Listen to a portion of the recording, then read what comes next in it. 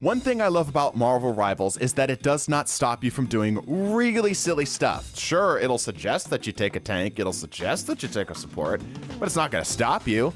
So today, I was curious which of these roles by themselves are the strongest. And of course today, what we're focusing on are the supports and the tanks, which between the two come out on top. And also, we need players to do this kind of stuff. We aren't that big on Twitch, and it's hard to fill a 6v6 lobby, so go check us out on Twitch if this is something that you want to be a part of. The experiment was as follows. First and foremost, we wanted to make sure that we were focusing on the roles themselves that were the ultimate determinant factor. So the skill of players were averaged out by swapping them around or making sure that if they're on attack on, let's say, the tanks one time, they would be on attack with supports the second time, and then, defense on tanks, defense on support, so that it really nailed down that it was the roles that were winning, not necessarily the players, not necessarily whether offense or defense is easier, which is potentially a video for another time. There were quite interesting results that we got from this. Let's first start by talking about the tanks. The tanks were surprising. I expected the tanks to, in general, be a little bit better on offense. While tanking is a more defensive thing, their ultimates tend to be more offensively minded. They're good at grouping up enemies for a shutdown or dealing straight damage, something that the support ults don't do on average, with a handful of exceptions, of course. But no, the tanks really struggled on offense, and they were much better off on defense. And I think I have a pretty good idea as to why. First of all, it's better to think of the spawn point and the team fight as a chain. The longer that chain is, the more distance, the more time it takes for resources to come back to you, right? If you have, let's say, one of your supports go down on a team fight that's on the offense, it hurts a lot more because they have such a long run back. They have much more time before they're actually able to get back into the fight and be able to supply their team, whether that be healing, damage, tanking, whatever it may be. The longer the run back, the more value a pick has, which is why the tanks did really well on defense, specifically when they were close to losing. Because the supply chain was so short, the ability to just simply throw meat at the problem until something broke was so much easier. It was so much easier for the tanks to just simply continue to rush down a defensive point because the offense had a much longer time running back, and pound for pound, step for step, second for second, the tanks were able to put more health on the point faster than I think that the supports could ultimately shut them down with.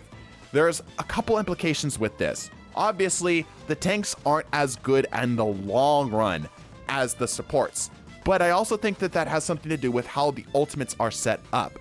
Ultimates on supports are kinda easy. It takes a good ideas to know when to pop them and such, but generally if you hear the enemy team call out an ultimate, it's probably time to pop ult yourself. Just make sure you don't accidentally overlap, which leads me to believe that if you're on a team and you have somebody who is maybe newer at the game or struggling, to stick them on support, because just simply the coordination of the ultimates can be so much more valuable, whereas the tanks kind of need some people to make some stuff happen. Like, look at Groot. Groot can make stuff happen on his own, of course, but he's much better off if he has, let's say, a Moon Knight or a Punisher or any of the other DPSs to back him up with that. And a lot of the tank ultimates don't even entirely kill. Like, Venom has to have targets that are already tagged in order to make something happen, basically guaranteeing that he has to have somebody to follow up with him, where again, as the supports, it's just much easier. I think what this means is that if you're on offense, it's better to have more supports, and if you're on defense, it's better to have more tanks.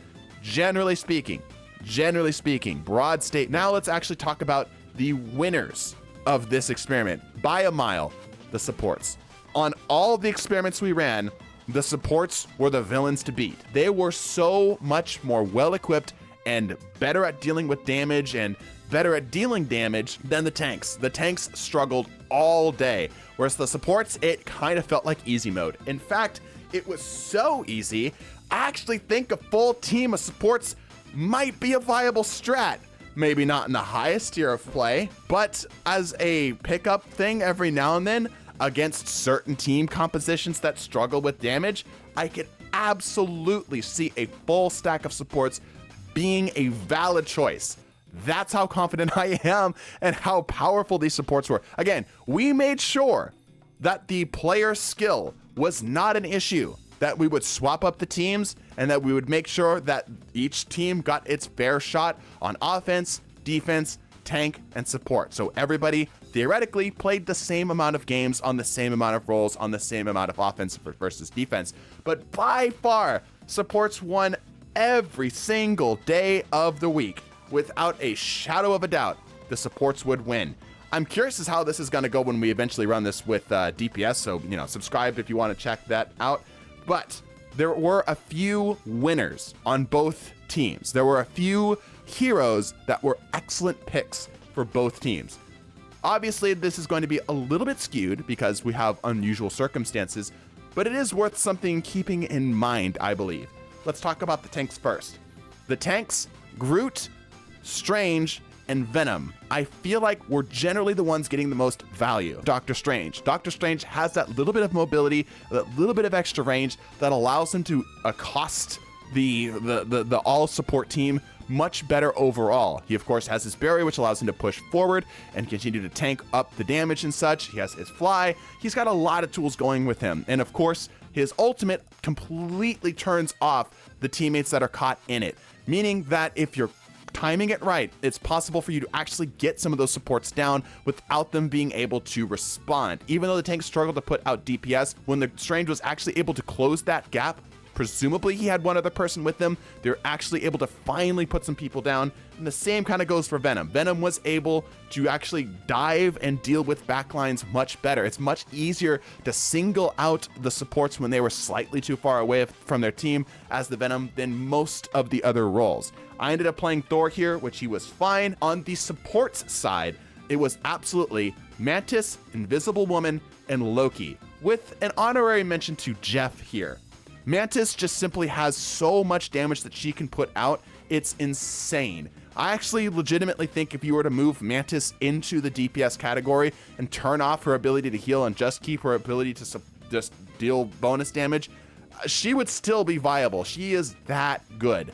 And her sleep is major for keeping somebody out of the fight for just long enough that you can close out other engagements. Invisible Woman operated as a pseudo tank. Obviously, she has a shield, which can mean a lot in team fights, and her ability to get in and out of situations quickly meant that she was able to keep the fight going for much longer. Invisible Woman's a little scary right now. And lastly, Loki. This one is a bit of cheating because Loki could copy the tanks, which suddenly, when 5 supports and 1 tank are on the field, that 1 tank is nigh invincible. And of course, having a group up or big damage ult available to him means a lot more to him and the supports as well.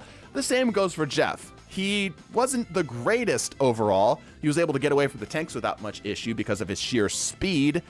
But what he did do a really good job of is, of course, his ultimate, which is a hard shutdown for anybody grouped up on a point. You pop Jeff's ult, it's pretty much GG for anyone who's trying to defend a point, which is all the supports really need. They just need to chain their ults together long enough for the other team to run out of firepower, which is exactly what ended up happening. And the Jeff was able to secure a lot more of his kills overall, just simply because the tanks lacked that movement tool. All right.